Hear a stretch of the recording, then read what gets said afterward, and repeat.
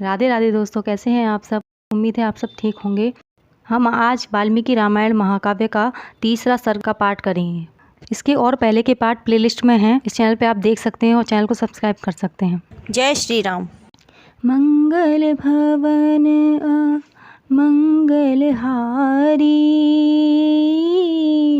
द्रवौ सुदशरथ अजीर बिहारी। राम सिया राम जय जय राम।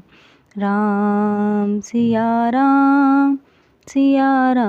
जय जय राम। जय श्री राम। तीसरा सर्ग। वाल्मीकि मुनि द्वारा रामायण महाकाव्य में निबद्ध विषयों का संक्षेप से उल्लेख। नारद जी के मुख से धर्म, अर्थ एवं काम रूपी फल से युक्त हितकर,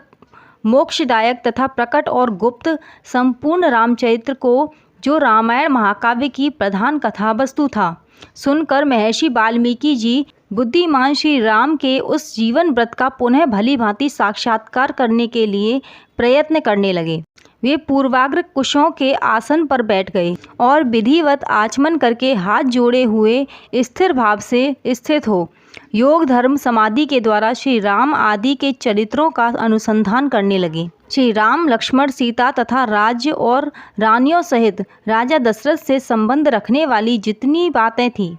हंसना, बोलना, चलना और राज्य पालन आदि जितनी चेष्टाएं हुईं,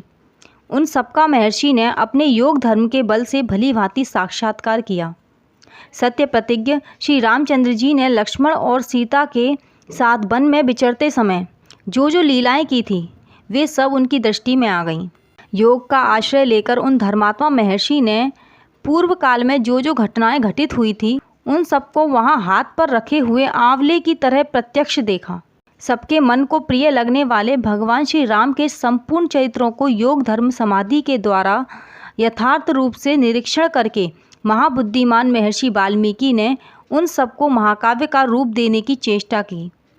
महात्मा नारद जी ने पहले जैसा वर्णन किया था, उसी के क्रम से भगवान वाल्मीकि मुनि ने रघुवंश विभूषण श्री राम के चरित्र विषयक रामायण काव्य का निर्माण किया। जैसे समुद्र सब रत्नों की निधि है, उसी प्रकार यह महाकाव्य गुण, अलंकार एवं ध्वनि आदि रत्नों का भंडार है। इतना ही नहीं, यह संपूर्ण श्रुतियों के सारभूत अर्थ का प्रतिपादन होने के कारण सबके कानों को प्रिय लगने वाला तथा सभी के चित्त को आकृष्ट करने वाला है। यह धर्म, अर्थ, काम, मोक्ष रूपी गुणों, फलों से युक्त तथा इनका विस्तार पूर्वक प्रतिपादन एवं दान करने वाला है। श्री राम के जन्म, उनके महान पराक्रम, उनकी सर्वानुकूलता, लोकप्रियता, क्षमा, सौम्य भाव तथा सत्यशीलता का इस महाकाव्य में महर्षि ने वर्णन किया। विश्वामित्र जी के साथ श्री राम, लक्ष्मण के जाने पर जो उनके द्वारा नाना प्रकार की विचित्र लीलाएं तथा अद्भुत बातें घटित हुई, उन सबका इसमें महर्षि ने वर्णन किया है।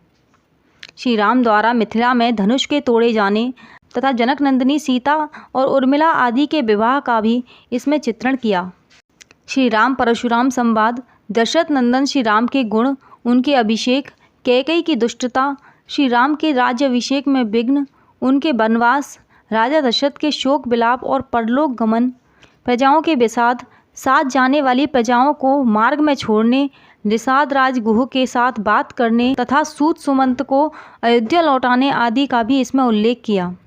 श्री राम आदि का गंगा के पार जाना, भरद्वाज मुनि का दर्शन करना, भरद्वाज मुनि की आज्ञा लेकर चित्रकूट जाना और वहाँ की नैसर्गिक शोभा का अवलोकन करना, चित्रकूट में कुटिया बनाना, उसमें निवास करना, वहाँ भरत का श्री राम से मिलने के लिए आना,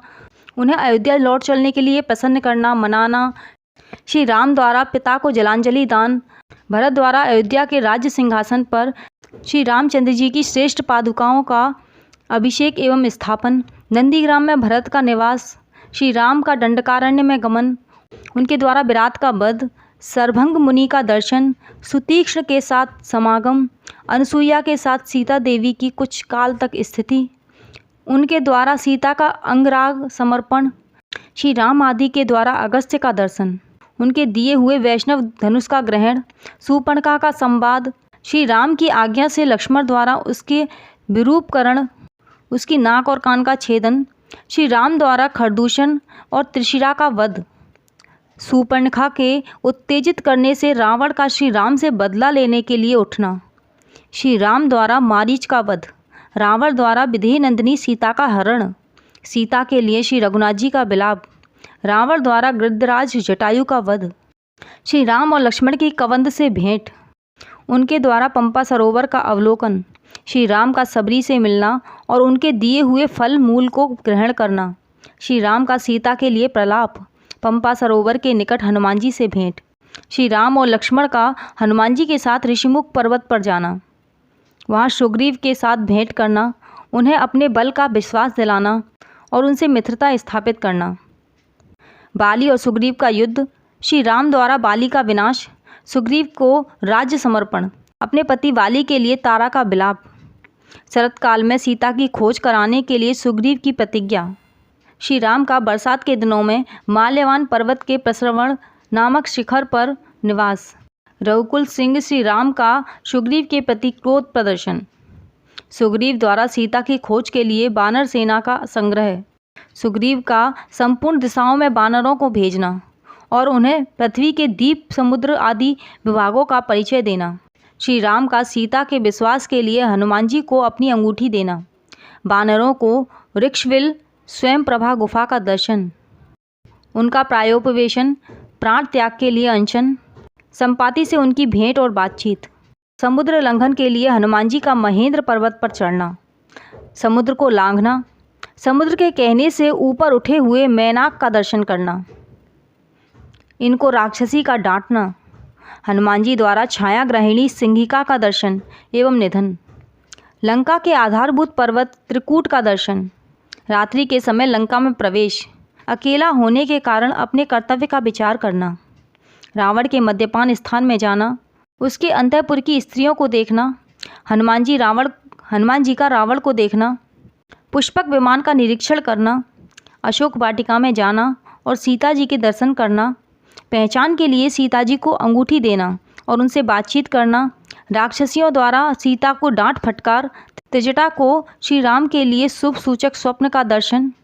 सीता का हनुमान जी को चूड़ामणि प्रदान करना,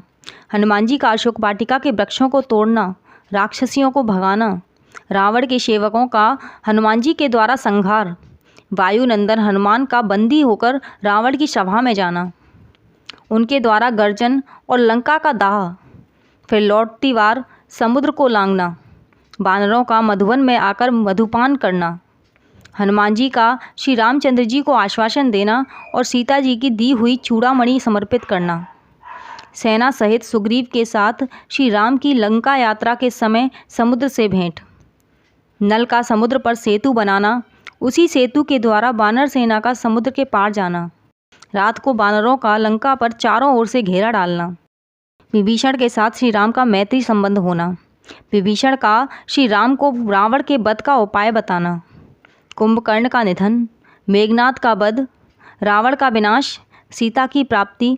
शत्रु नगरी लंका में विभीषण का अभिषेक, श्री राम द्वारा पुष्पक विमान का अवलोकन, उसके द्वारा दल बल सहित उनका अयोध्या के लिए प्रस्थान, श्री राम का भरद्वाज मुनि से मिलना, वायुपुत्र हनुमान को दूत बनाकर भरत के पास भेजना